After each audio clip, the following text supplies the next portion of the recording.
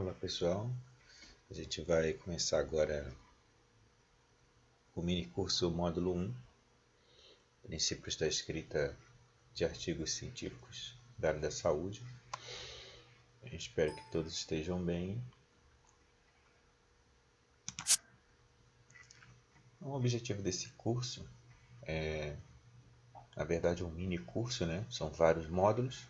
Esse primeiro módulo a gente vai aprender um pouco sobre a estrutura dos artigos científicos, como identificar os elementos, né, de cada seção, incentivar a construção, publicação de trabalhos científicos, apresentar as modalidades vigentes, né, as mais comuns de normatização, e apresentar dicas iniciais e estratégias para vocês se sentirem mais à vontade para começar a escrever.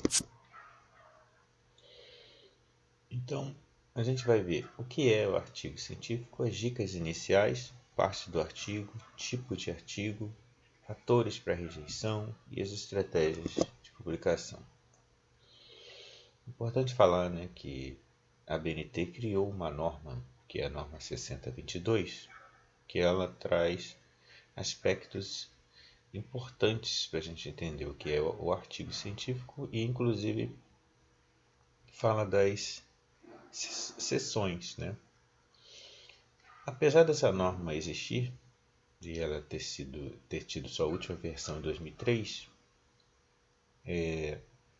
existem outras normas de formatação de artigos, né, como Vancouver e APA, dependendo da revista.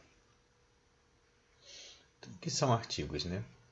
Artigos são comunicações escritas de 5 a 10 páginas que têm o propósito de pôr ao alcance dos profissionais especializados o conhecimento científico, né? Sondagens e pesquisas científicas. O número de páginas varia muito de acordo com cada periódico para onde você vai enviar o seu artigo. A estrutura do artigo científico geralmente tem elementos pré-textuais, textuais e pós-textuais.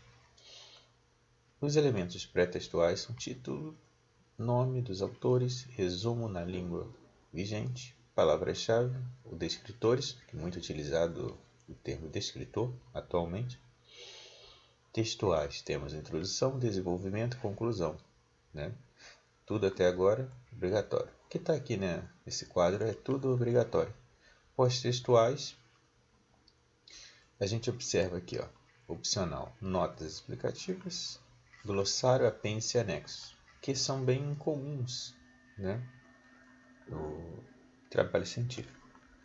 O obrigatório está em negrito aqui. Então, temos título e subtítulo, se existir subtítulo, resumo na língua estrangeira, palavra-chave em língua estrangeira. Isso segundo a ABNT. Agora a gente vai ver cada parte, né? Então a gente tem os elementos pré-textuais como título, nome dos autores, resumo, geralmente em 3 línguas, ou, dependendo da revista, pode ser somente em 2 línguas, e descritores em 3 línguas, ou em 2 línguas, dependendo da revista. Temos aqui um exemplo na plataforma da revista de pesquisa e cuidado fundamental da Unirio, um exemplo de elementos pré-textuais. Então temos aqui o título em inglês, título em português e o título em espanhol. Nome dos autores. Geralmente vai estar na parte de baixo da página ou na lateral, né, quais são os títulos dos autores, a instituição onde trabalha, e-mail para contato, que são os metadados, né, informações autorais. Aqui mostrando que esta revista ela traz, né, exige primeiro o nome em inglês, o resumo depois em português e depois em espanhol. E aqui os créditos dos autores, como eu havia falado, né? Então nós temos anteriormente, como vimos, nome do trabalho, o artigo, nome dos autores, resumo em inglês, resumo em português, resumo em espanhol e créditos dos autores. Os elementos pós-textuais. Temos a referência, apêndice e anexo. Lembrando que referências é um nome correto e obrigatório, porque muitas vezes as revistas colocam referências bibliográficas, sendo que a maioria das vezes não temos livros para ser bibliográfico, então já se tornou um nome comum colocar referências e não referências bibliográficas.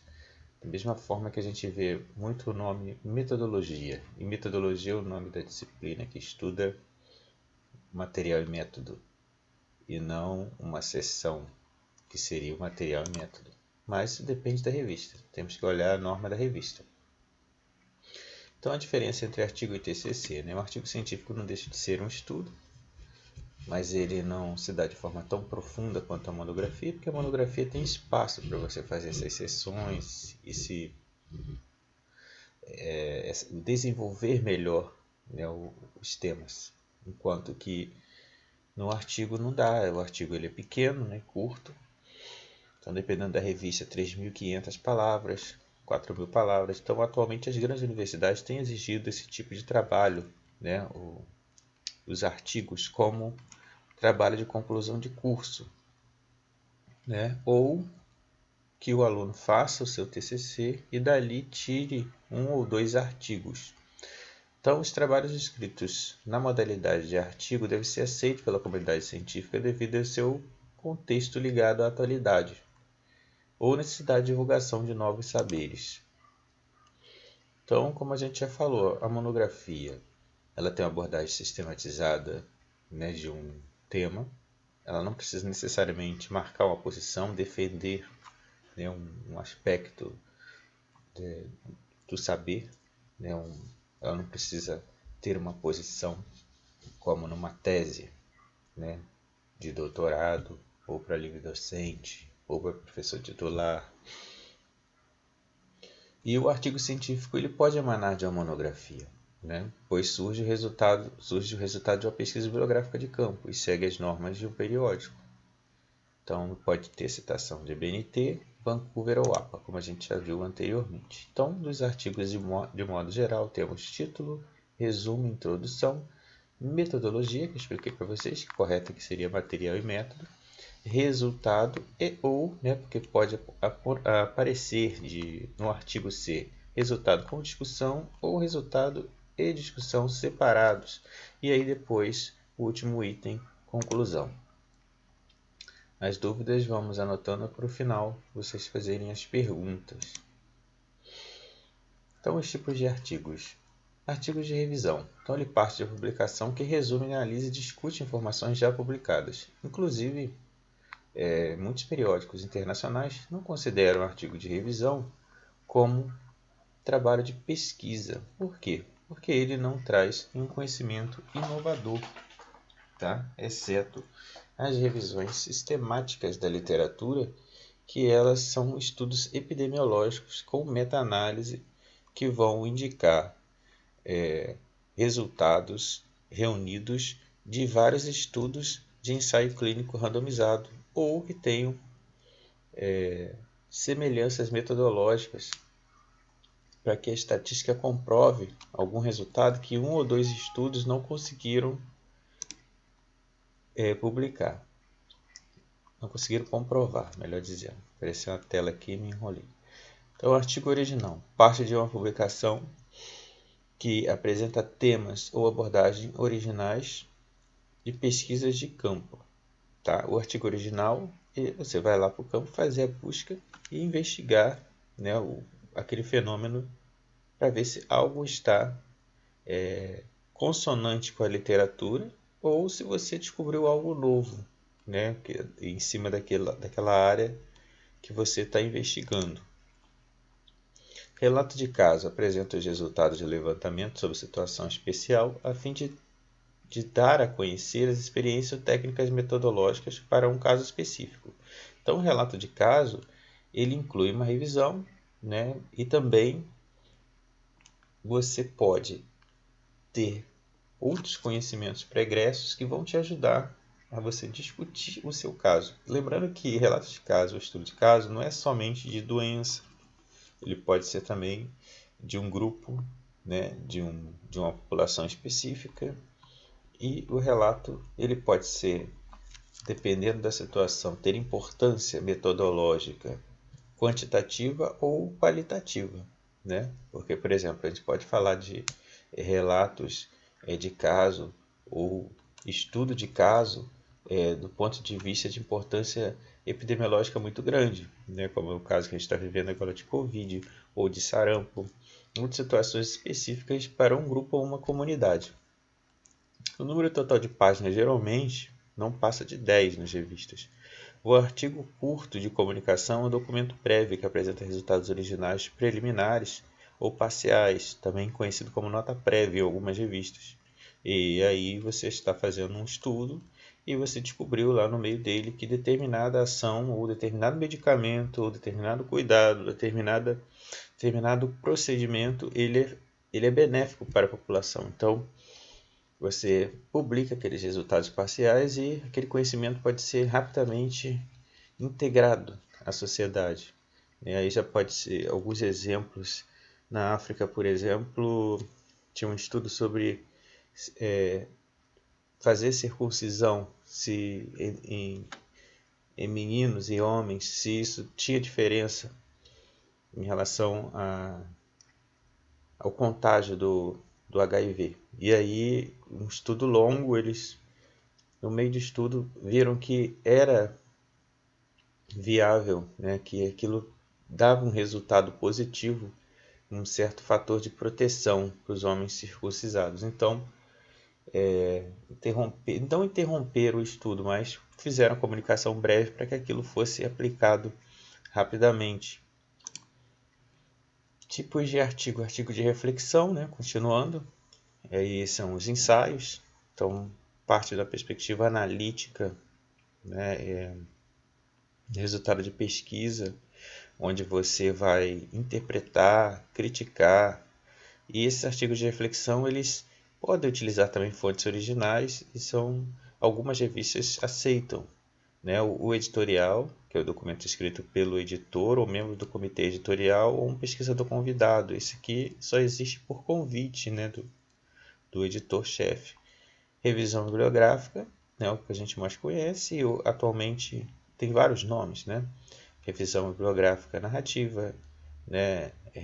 Revisão bibliográfica que a gente pode hoje chamar de sistemática, que aí já no caso não é bem uma revisão bibliográfica, ela é uma revisão epidemiológica, né? Aí existem outros nomes parecidos na adaptação para o português, revisão sistematizada, que aí não cai já na ideia de meta-análise, né? Existe a revisão integrativa e a narrativa, como eu já falei, existem revisões retrospectivas e por aí vai. Então a revisão bibliográfica ela tem uma metodologia, uma estrutura que ela se esgota por si própria quando termina. O que isso quer dizer? Que você vai dizer as etapas que você fez sua revisão bibliográfica, né? Cada item, de forma que outras pessoas possam repetir. Existe também o resumo de tese e dissertação, né, que muitas revistas ainda aceitam para publicação. Então a gente vai ver agora o exemplo de relato de experiência. Então esse aqui foi um artigo que a gente produziu, saiu ano passado, Educação e Saúde Mental no Ambiente Escolar, um relato de caso, que é a estrutura da revista, né? O nome dos autores aqui, resumo, abstract. Aqui só para a gente, como esse módulo 1 é para a gente conhecer a estrutura do artigo científico, a gente observa o título, os resumos, nome dos autores, né? E aqui temos a introdução, a metodologia. Está escrito metodologia porque a revista pede metodologia, tá? Relato de experiência, que seria o resultado, né? A discussão do que a gente fez, em cima, né, do que a gente experienciou, o que a gente passou na escola, e conclusão. E, no fim, referências. Agora a gente vai ver um estudo de revisão. Então, pegamos aquele mesmo exemplo lá sobre o título, né? Temos aqui novamente o título, os resumos, né? Os descritores, eles aparecem aqui no finalzinho do resumo, de cada um dos resumos. Introdução, Metodologia, porque a revista pede esse nome, correto seria material e método. Resultado e discussão juntos, né? A revista pedia assim. E considerações finais e referências. Aqui, se você observar, está com numeração, norma de Vancouver, né? A numeração de Vancouver, formatação de Vancouver, melhor dizendo, ela vem pela ordem de aparição. Então, o número 1 aqui vai ser o número 1 lá no final. Também é uma falha muito comum, as pessoas esquecem, né? E numeram de acordo com a ordem alfabética. E, na verdade, Stassiani e Trócoli foram as primeiras autoras citadas. Então, é o número 1. Agora, o artigo original, né? Então, outra revista, agora Ciência e Saúde Coletiva, a gente tem título, né? O nome dos autores, resumo em inglês, resumo em português, título dos autores, né? Que seriam as credenciais, os créditos, introdução, método, já permite a palavra método, resultado separado da discussão, inclusive essas tabelas são todas resultados, discussão, a discussão é grande, né? Começa ali, vem para cá, outra página e cadê a conclusão? Não existe. Aí vem colaboradores, os autores, as referências. Então essa revista, assim como outras da área de saúde coletiva, não existe a opção conclusão, porque se entende que dentro da própria discussão você você traz a resposta e a discussão final apontando, concluindo, né, mostrando os objetivos alcançados. Agora a gente vai ver o artigo de reflexão. Então, o artigo de reflexão, mesma estrutura, né? Vem aqui em cima dizendo a temática, que é reflexão, nome em português, em inglês e espanhol, resumo, abstract e por aí vai, né? Aí vamos aqui observar a introdução, método, e aqui já vem o resultado, que você traz sua reflexão, né? Que já está com o nome, trabalho do TI, ambiente, estresse laboral e burnout. Então aqui a gente vê uma segunda sessão também dessa discussão, desse ensaio, dessa reflexão, o quadro e conclusão e referências. Observando, né? Está numerado e tem umas referências que estão com letra minúscula, então Vancouver.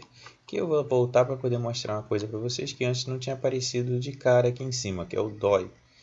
Isso aqui seria o registro do artigo, né? É como se fosse o RG dele, CPF. Então, se você clica aqui, você vai abrir diretamente os dados deste artigo na internet. Então, se tiver em qualquer lugar do mundo, jogar esse número na internet com DOI, vai abrir esse artigo completo. Por isso é importante os artigos terem DOI. Tá? Então, aqui continuando, vamos ver resenha. Resenha, né, como a gente aprende lá no ensino médio ou segundo grau, falavam que era um resumo crítico, né? Então, na verdade, você leu um livro, né? E aí agora você vai emitir sua opinião sobre determinado assunto, né? Do tema do livro, ou uma publicação que você queira resenhar. Então, aqui vai um exemplo de resenha de um livro. Então, traz o nome do livro, os organizadores do livro, o local, editora, e aí vem a sua crítica, entre aspas, ao livro, né? Pode ser uma crítica positiva, construtiva ou negativa. Lembrando que quando geralmente tem a crítica negativa, o autor do livro pode pedir direito de resposta naquela revista e responder, né? Ter o espaço para ele se defender, entre aspas. Então, vendo na rede aqui o editorial. Então, às vezes, quando eu falei para vocês, é a pedido. Então, o editor pede para você, ou se você é membro de um comitê. Então, isso aqui foi o que eu escrevi em 2015. E a gente tinha que falar sobre o corte das pesquisas científicas no Brasil. Então, aí fiz um trabalho fazendo uma comparação em outros países de investimento em pesquisa e o Brasil, que estava acontecendo com a gente. Então, a vaca estava magra naquele período.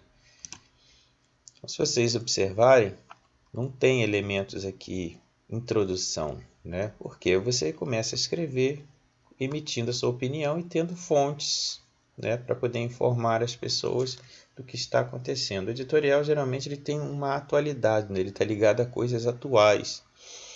E repara aqui que eu termino com várias perguntas, né? Porque geralmente esses questionamentos é para fazer as pessoas pensarem. Agora o resumo de tese ou dissertação. É simplesmente você pegar o resumo da sua tese ou dissertação, colocar no modelo da revista, né?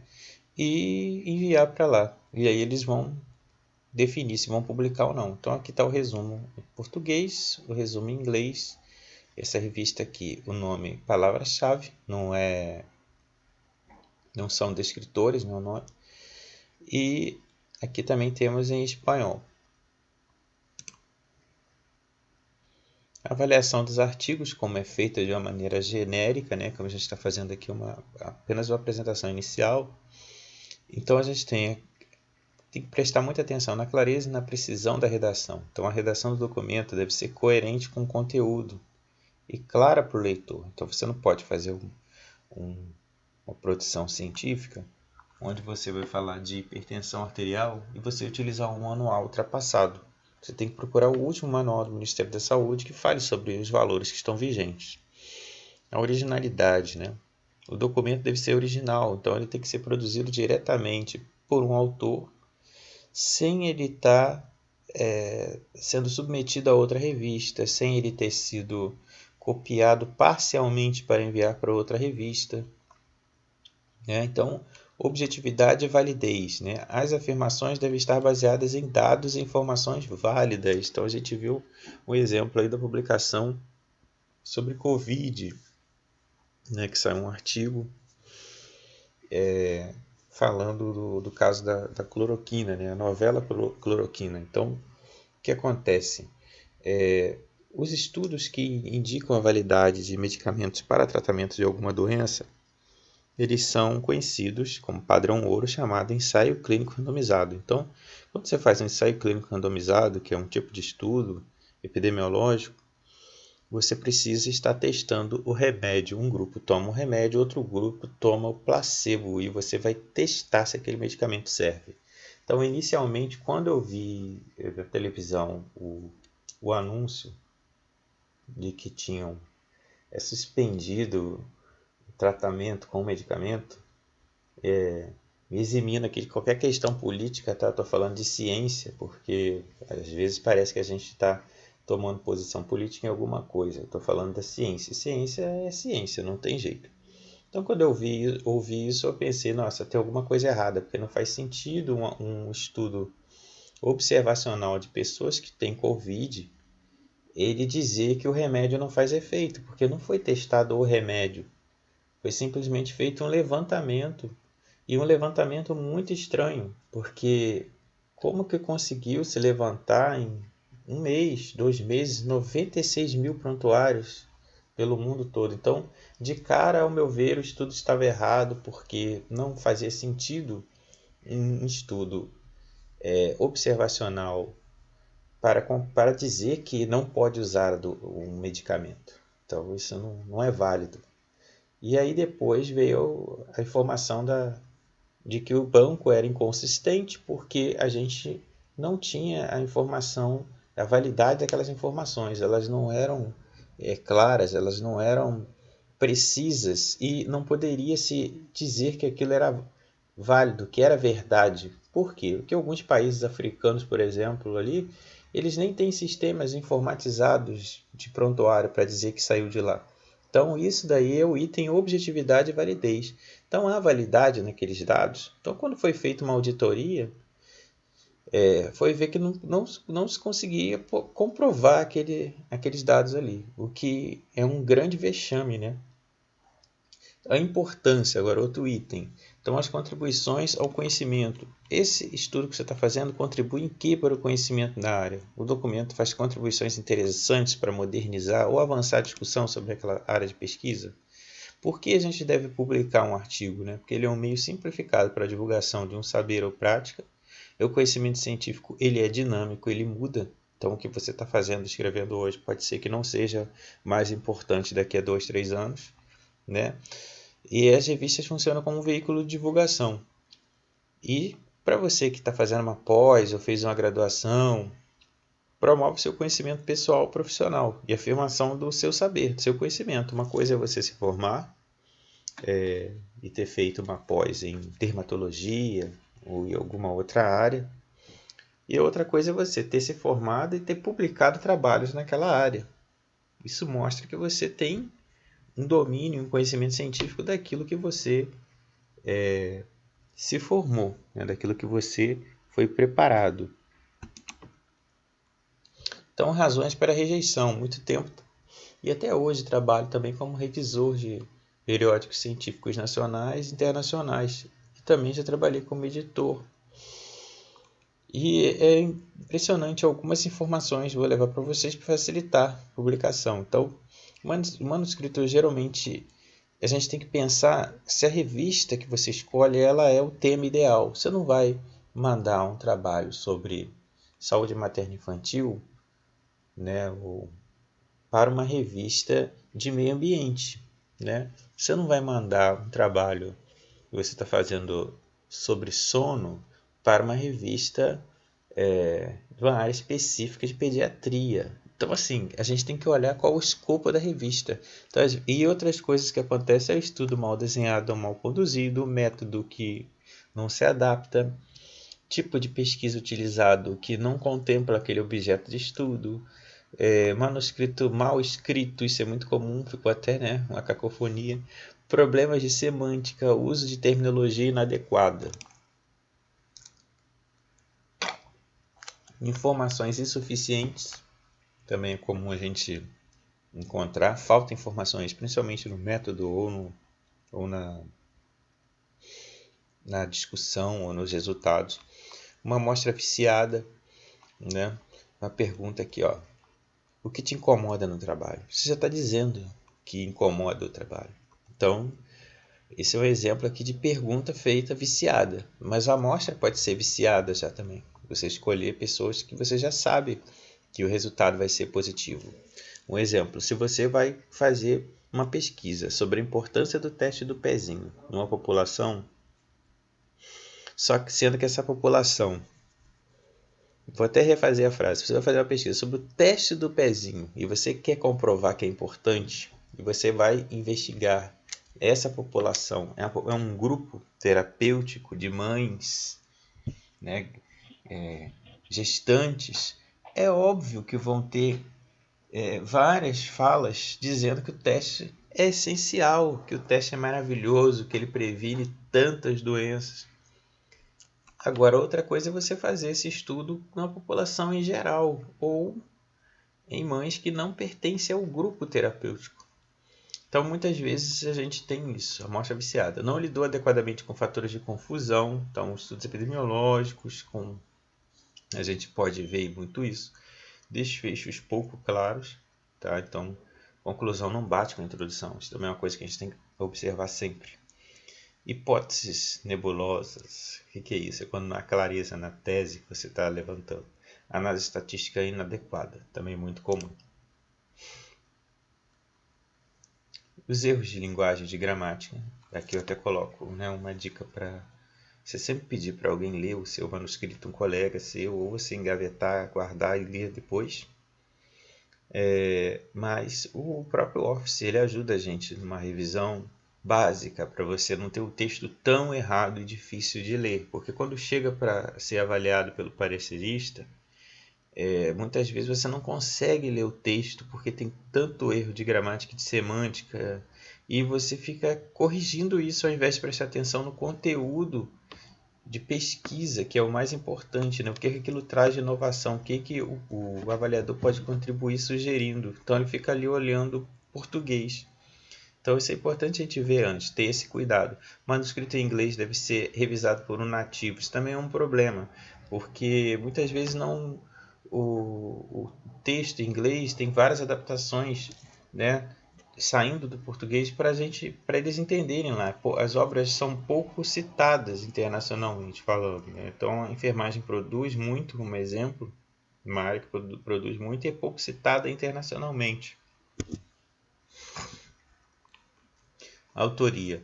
Participar suficientemente do trabalho para tornar a responsabilidade pública pelo aquele conteúdo. Então, se você foi lá e coletou dados para aquele estudo, não necessariamente você é autor.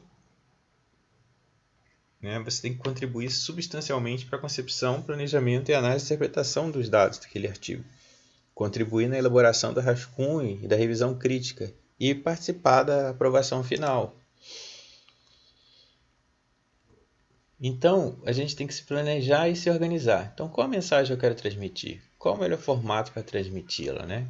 Qual é a melhor audiência? Então, aqui é a revista. Qual a revista que eu vou escolher? Né? Qual é a mais adequada? Qual a relevância da mensagem que eu estou querendo passar, né? Da informação nova de pesquisa? Para que grupo, né? É para especialistas ou para generalistas?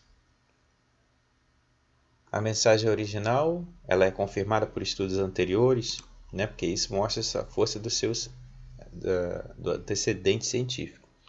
Então, quais CAPs, né? Isso a gente tem que falar rapidamente. A partir de 2021 vai ser abolido. E aí fizeram várias perguntas sobre isso, né? Então vai ser agora as revistas vão ser classificadas por outros fatores, né? Como o fator de impacto.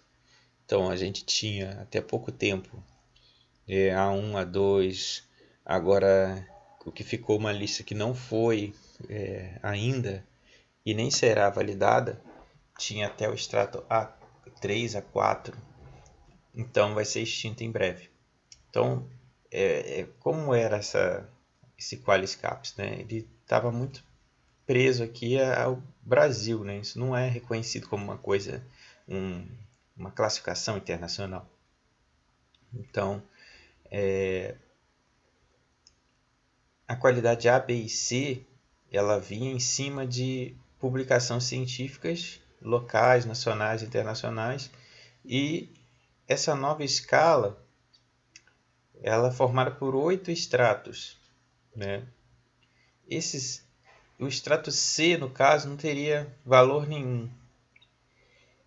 E atualmente isso não vai mais valer, né? Então a gente não vai ter mais se preocupar com isso, e sim se preocupar com o fator de impacto da revista, que é uma outra forma de classificação.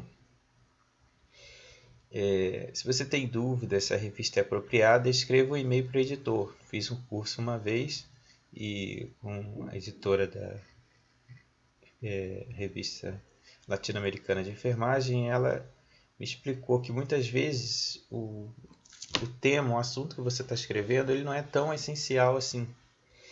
Ele não é importante para aquela revista naquele momento. Então você pode escrever para a revista perguntando se há interesse. E aí depois você submete ou não.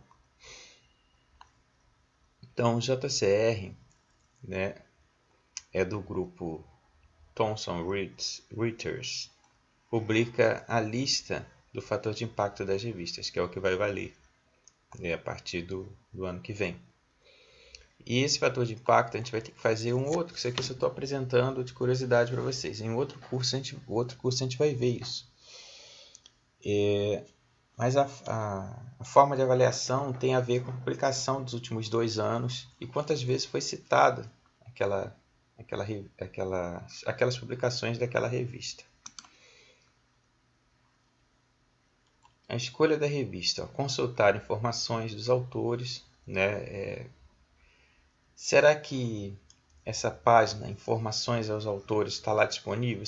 O que diz lá? Como é que tem que fazer o artigo, né? Então aqui a gente vai sempre procurar essa parte, informações dos autores. Ler o artigo da revista, estar familiarizado com o conteúdo e formato. As revistas de maior impacto são muito concorridas e têm taxa de rejeição muito elevada. Então, voltando a falar do fator de impacto, né? Como o Qualis ele cai, né? Ele deixa de existir, todo mundo vai procurar as mesmas revistas que têm fator de impacto no Brasil. Então, Ciência e Saúde Coletiva, Revista Brasileira de Enfermagem, Revista de Enfermagem da USP, Revista Latino-Americana de Enfermagem, se não me engano, Revista Brasileira de Psiquiatria. Então são exemplos que eu me lembro agora de revistas que têm fator de impacto no Brasil. Se não me engano, são menos de 10. Então, assim, todo mundo vai querer mandar trabalho para essas revistas. Então, se você não seguir as informações dos autores e todos os detalhes que estão solicitando lá, seu trabalho vai ter uma facilidade muito grande de ser rejeitado logo na chegada dele. Então, temos que ler os artigos da revista, se familiarizar com o conteúdo, observar se essa revista ela tem impacto e lembrar que a rejeição é alta e avaliar a qualidade do seu artigo sem exagero e sem falsa modéstia. Né? Então, será que esse trabalho realmente é possível enviar para essa revista? Não, eu posso mandar para outra revista, né, com um público menor, mas que eu tenho facilidade para publicar, porque vai se adequar melhor ao escopo daquela revista. Então, quem lê essa revista, né? É a melhor audiência para o seu trabalho? Qual é a circulação dela? É fácil o acesso aos artigos? Qual o tempo entre envio e a publicação? Qual é o fator de impacto, né? Que para quem está na pós-graduação isso vai ser importante. Qual é a taxa de aceitação desses artigos? A taxa de rejeição é alta? A revista é indexada em quais bases? O processo de revisão ele é submetido a 2 a 3 revisores, geralmente são pessoas muito ocupadas, então por isso que eu falei para vocês, se não estiver na norma ou se simplesmente estiver com muitos erros de ortografia e concordância, as pessoas vão rejeitar seu trabalho. Então os revisores recomendam aceitar com revisão ou rejeitar o artigo. Né? O editor de posse da informação decide o que ele vai fazer, publicar ou não publicar. Então já teve artigos que eu já enviei para revistas e já teve 2 pareceres a favor e um contra, né, a publicação. Já teve situações que deu empate, eu tinha que ficar esperando ter uma terceira pessoa para poder dizer, e o editor decide no final se vai publicar ou não.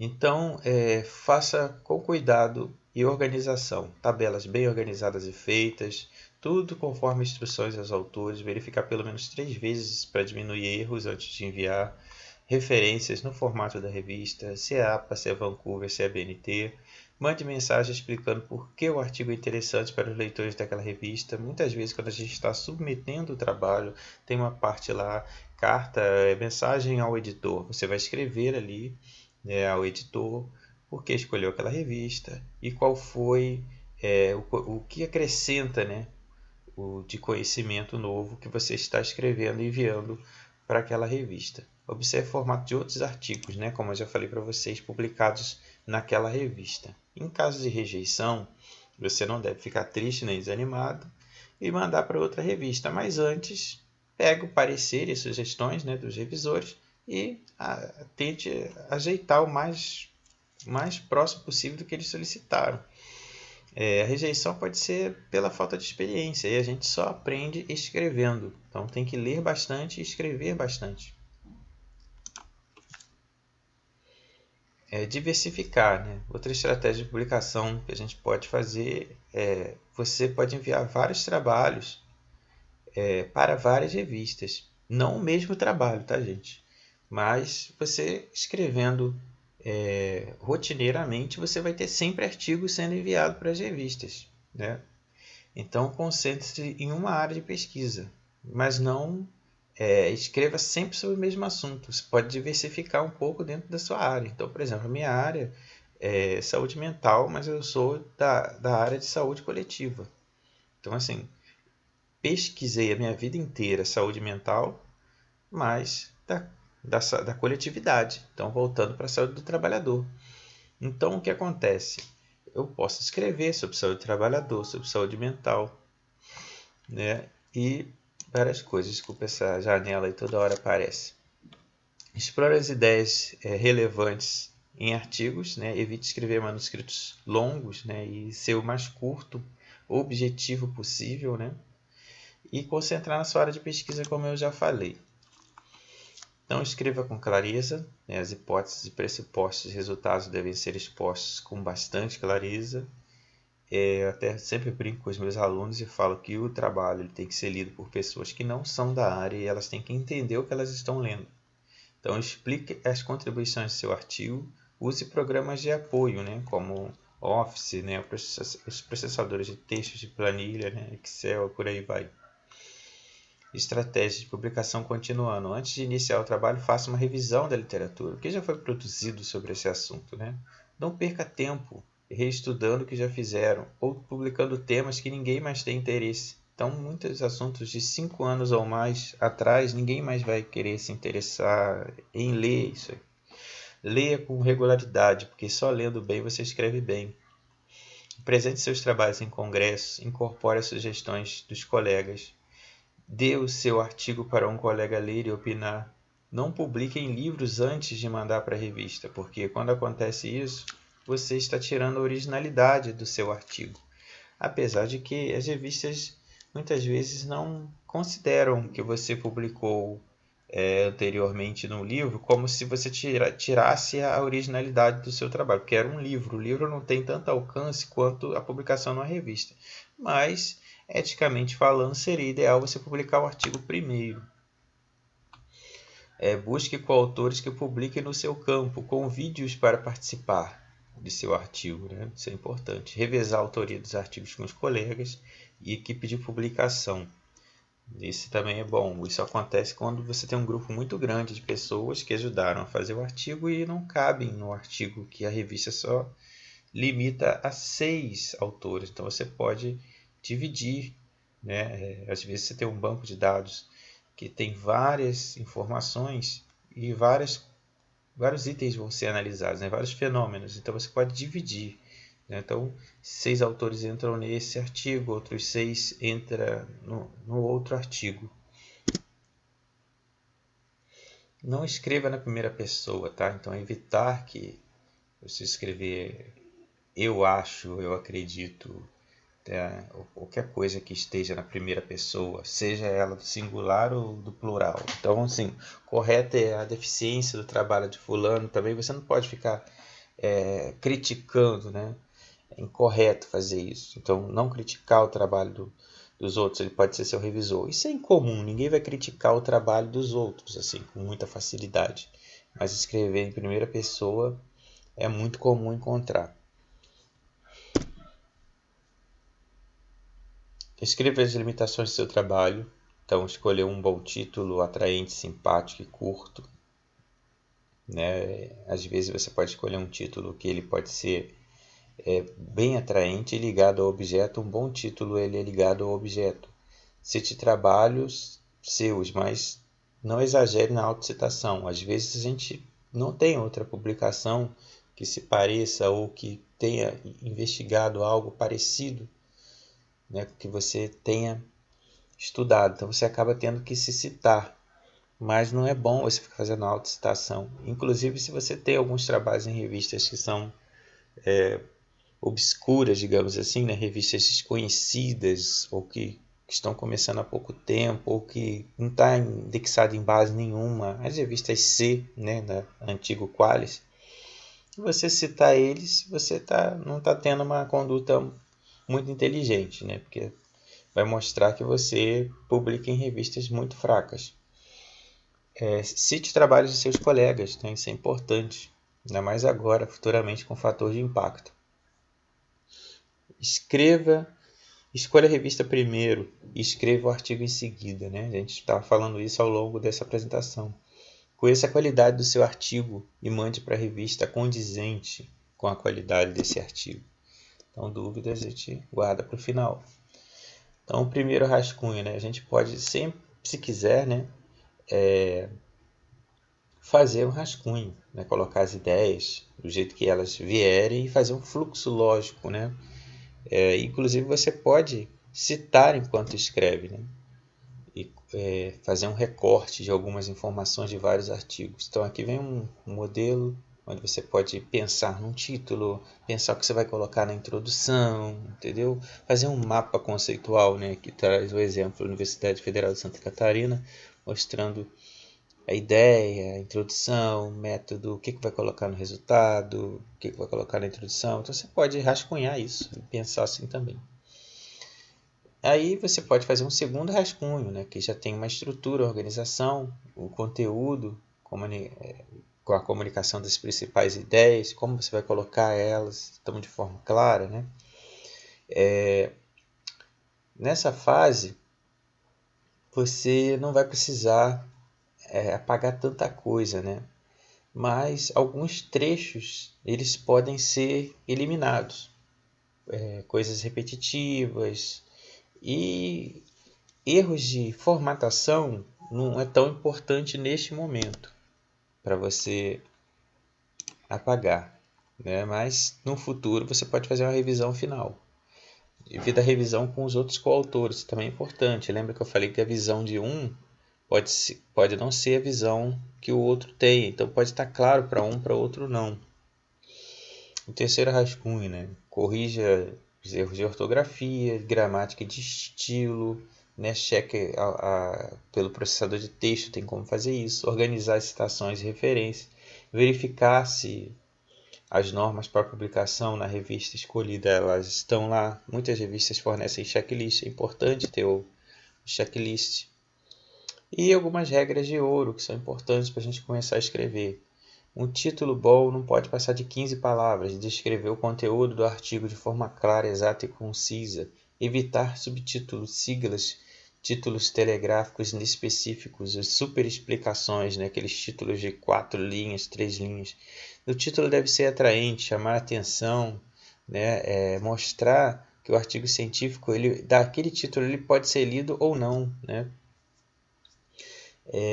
Explicitar até o máximo de 6 autores, né? Segundo a ordem de importância. Lembrando que isso é muito relativo, né? Aqui no Brasil, a gente dá muito valor para o primeiro autor, né? Como se o primeiro autor fosse o mais importante. Internacionalmente, o coordenador da pesquisa, o que orientou todo mundo, é o último. Então, assim, a gente sempre tem que pensar sobre isso, né? Então, o que importa é a autoria do artigo. Se você é o primeiro ou o último, não faz diferença, porque até mesmo com a norma de Vancouver, você vai virar um númerozinho lá e depois vão ler lá no final e buscar sua obra. Excluir colaboradores ocasionais, né? Aqueles que simplesmente, por ser importantes, vão entrar na sua revista, no seu artigo, mas nem leram, né? Isso também é comum, então a gente tem que evitar. Identificar a instituição ou instituições onde se realizou a pesquisa. Então, a gente pode identificar? Depende, né? Porque, por exemplo, se você está fazendo um estudo que é sobre uma aldeia ou sobre um local específico que tem que ter o nome, sim, mas existem critérios éticos que vão impedir que você identifique aquele local que você está fazendo a pesquisa.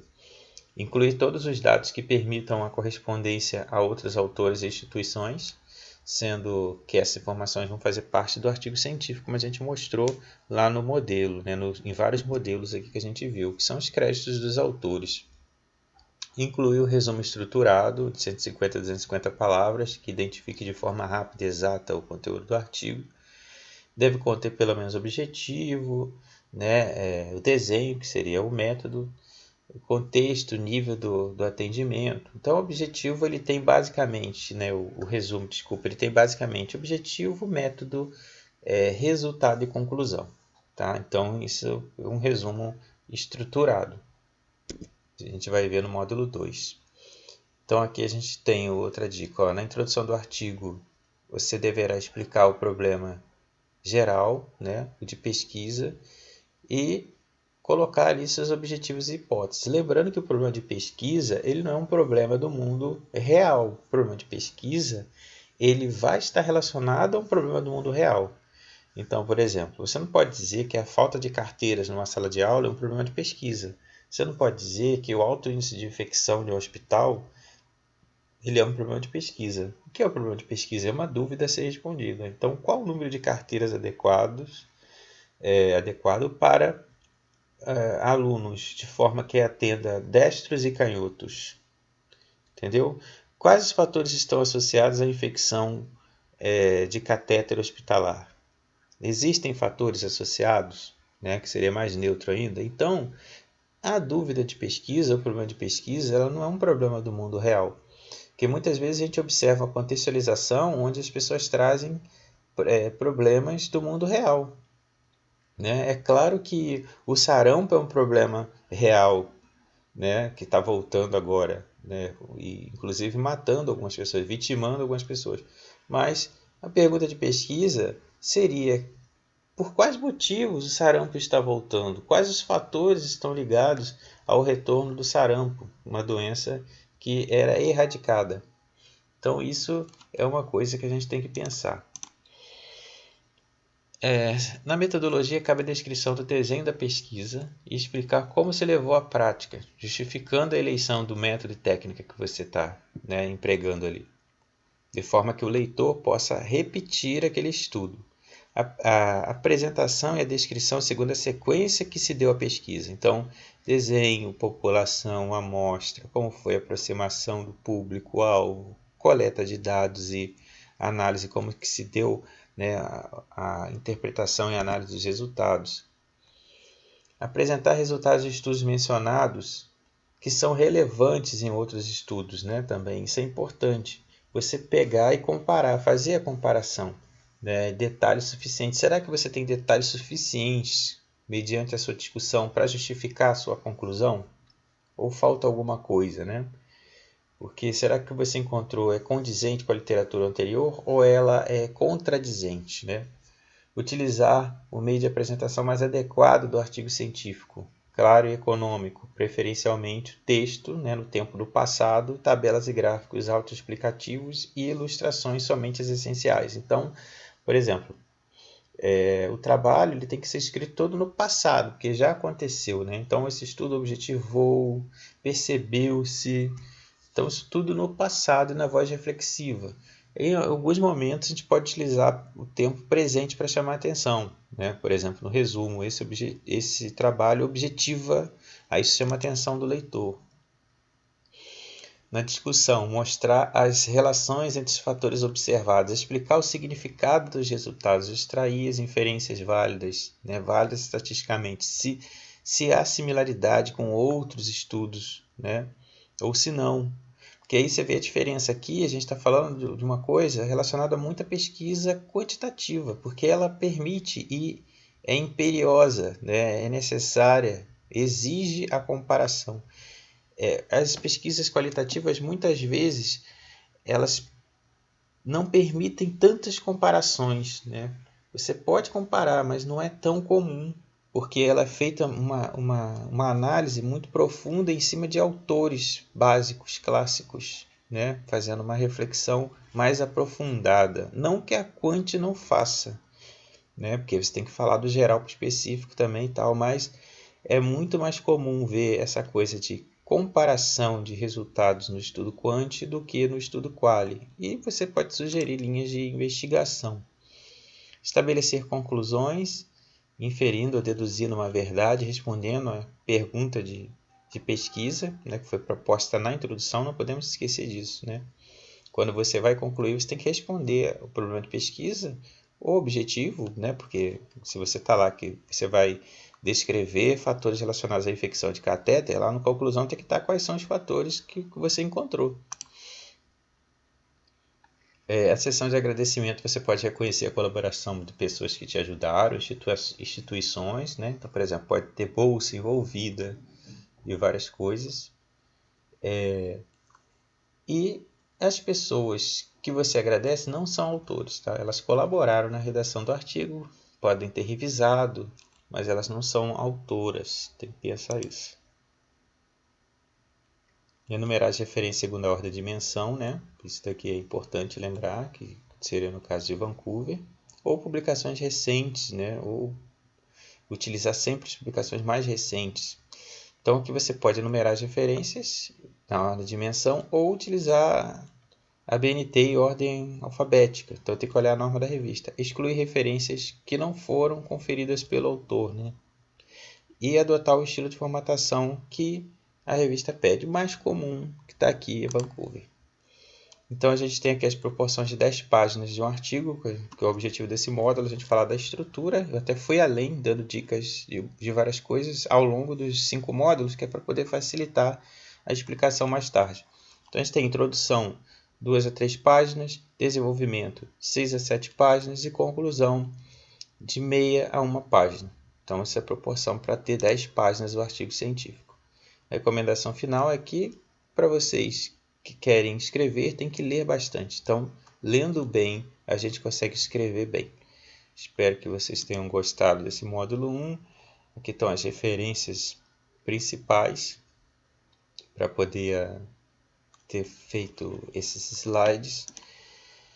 E bateu o desespero, não bate não, que ainda tem outros módulos pela frente. Então essa aqui é só a apresentação das sessões de um artigo científico. Espero vocês aí em outros módulos. Qualquer coisa deixem perguntas e comentários aí para ver se eu consigo atender a todos. Abraços aí para vocês. Boa semana e se cuidem.